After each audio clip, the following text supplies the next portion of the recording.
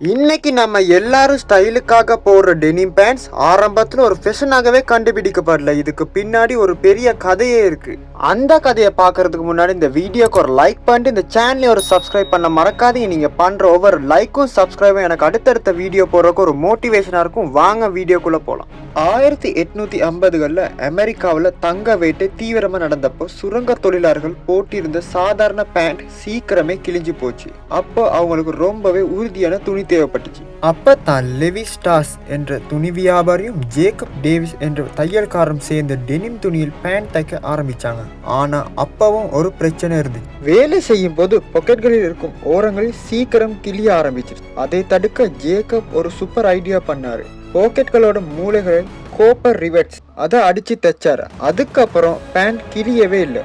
இந்த பேண்டோட அழுக்கு வெளியே தெரியாம இருக்க இதுக்கு நீல நிற சாயம் பூசினாங்க. 1873 உருவான இந்த லீவைஸ் பேண்ட் தான் இன்னைக்கு உலகத்தையே ஆளுது. இதே மாதிரி இன்னொரு யூஸ்ஃபுல்லான வீடியோல நான் உங்களை சந்திக்கிறேன். அது வரைக்கும் பாய் பாய்.